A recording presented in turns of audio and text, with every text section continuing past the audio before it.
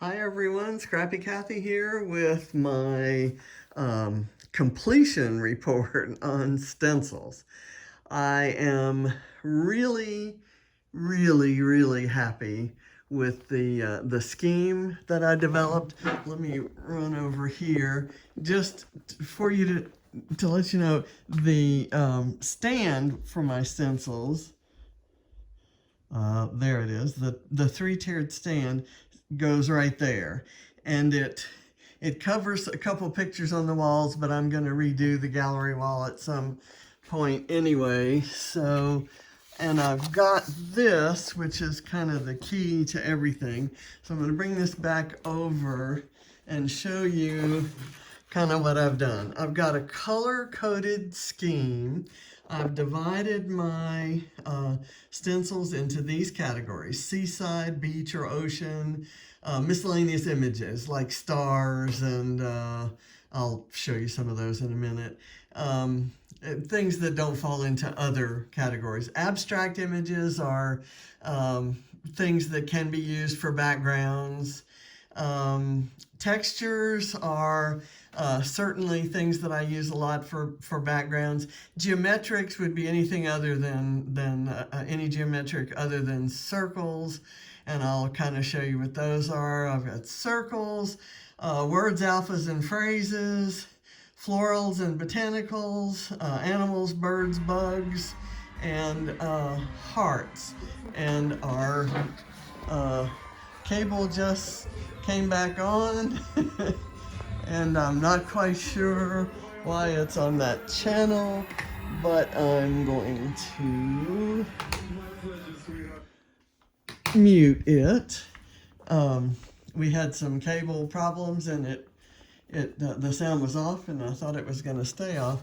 Okay, so I kind of got rid of the notion that I needed to hang things by size. I divided everything by size, and that helped me, and then by category within size. So let's just kind of look at this. This is the, then I tied ribbons.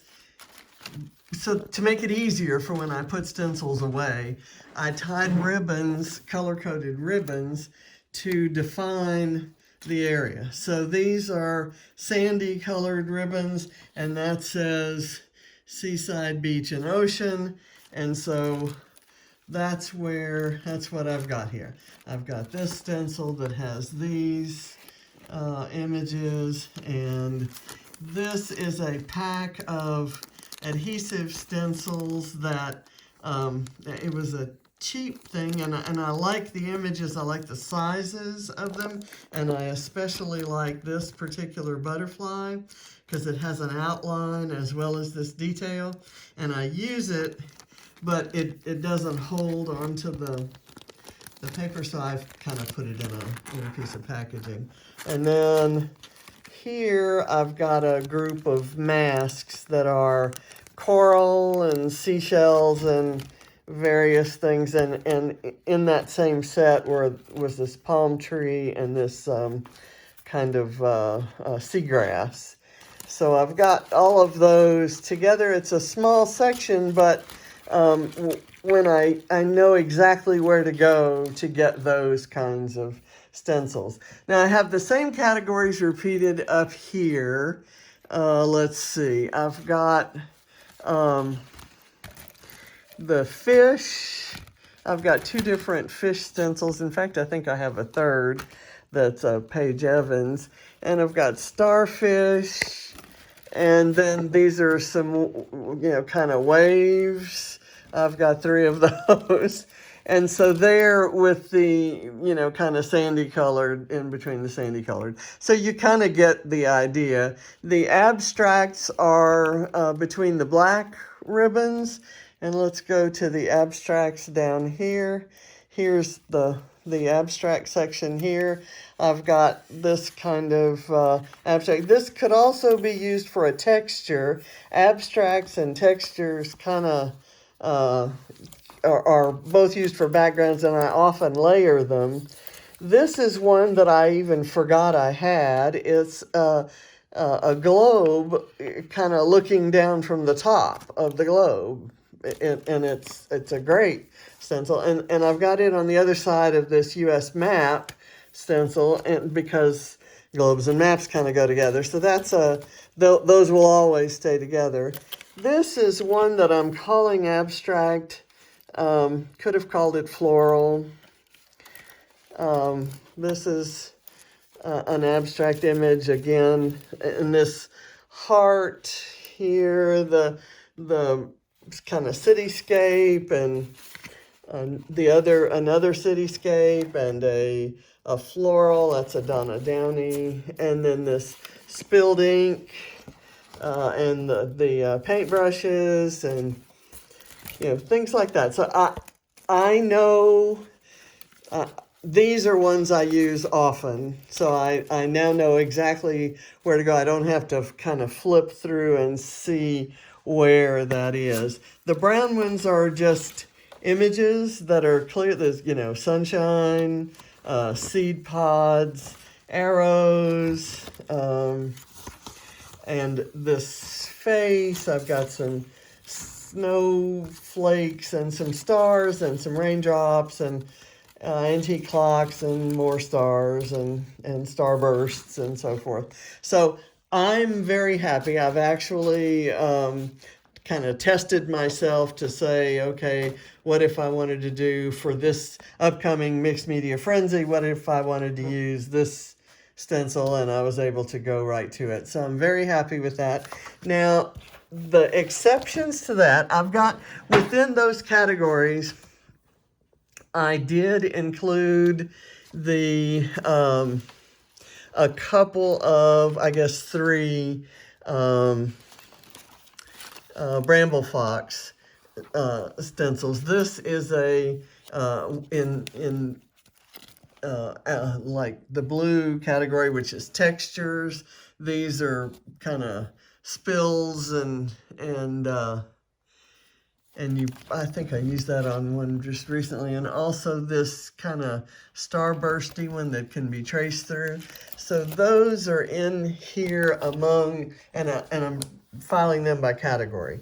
My other designer stencils, if you will, this is a pack of all of Paige Evans stencils, and I kind of know when I want to use those, so it's okay for them to be filed in a pack. These are all Vicki Boutin stencils, and I don't have them divided by category.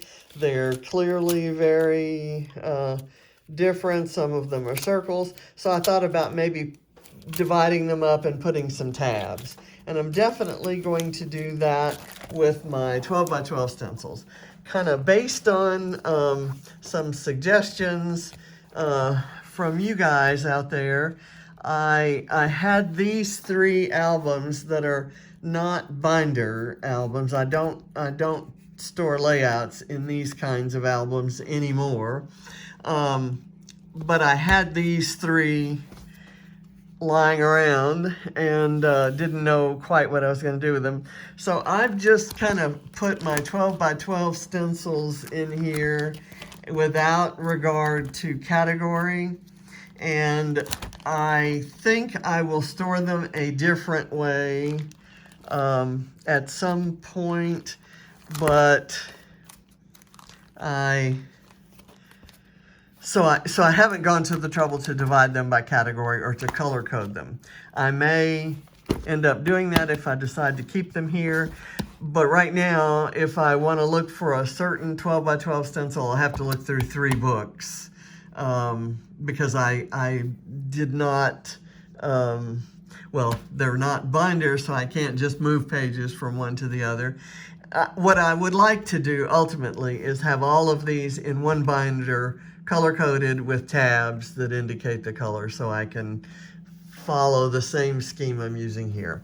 So maybe a little bit more work, but at the moment, what this accomplishes is all these things are put away, ready for use, and Mama's happy. So Now I'm going to take you around, and this will be the kickoff video for starting the stamp project. Now, before today, I have actually gone through and pulled stamps from all the different places that I was storing them. These folders up here, or these, what do you call these things? These are magazine holders that are 12 by 12.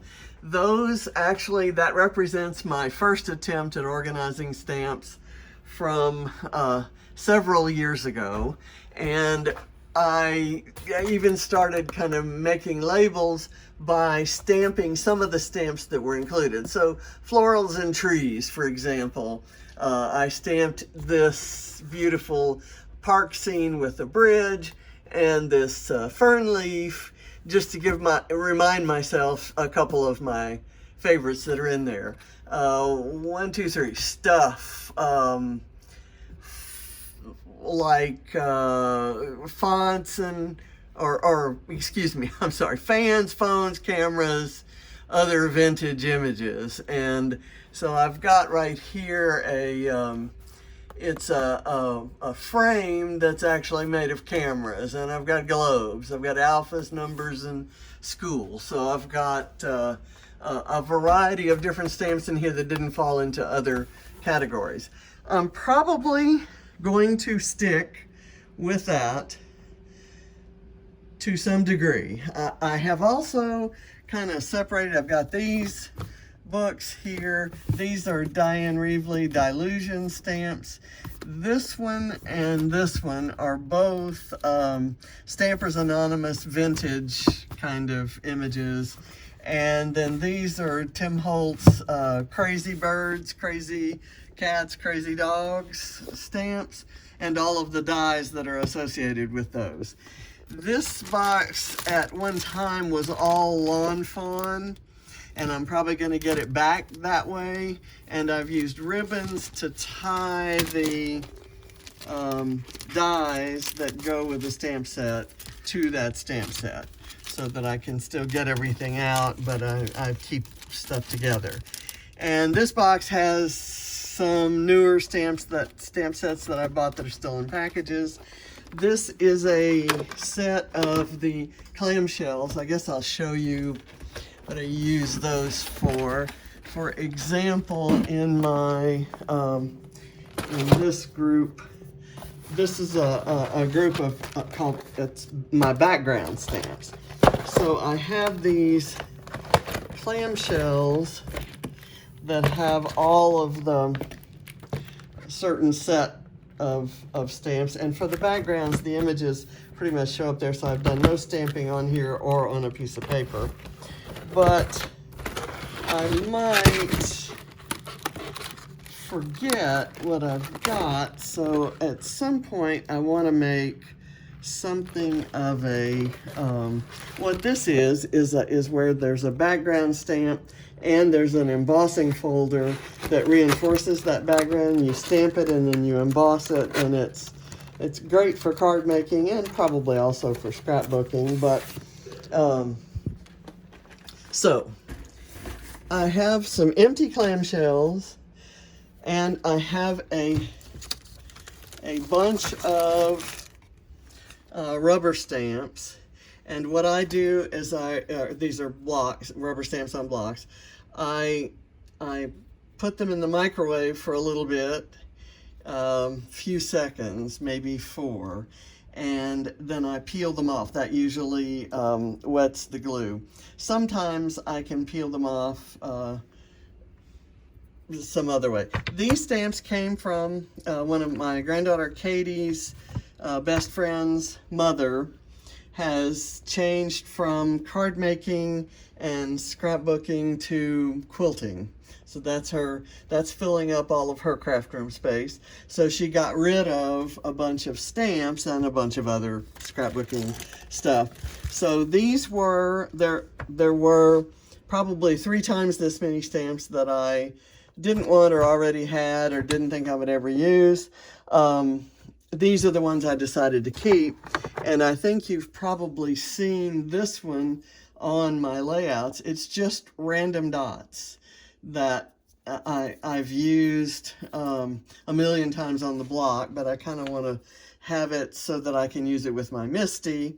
That's why I remove rubber stamps from the block, is so that I can use it with my MISTI, because I'm a better stamper with my MISTI. So there's some work to be done here. I don't know that that will all get done in my project here. These are some stamps that, and I don't know, and some other junk mixed in there. So all this needs to be organized. I have removed from this row the card making supplies, which when I did all the organizing for my mixed media supplies, a lot of them were here, so I thought this would be a good place for card making supplies. But it turns out, you know, I mean, I really would rather have the binders, or the magazine holders with the clamshell stamps need to go there, because this row right here where I have my markers isn't tall enough.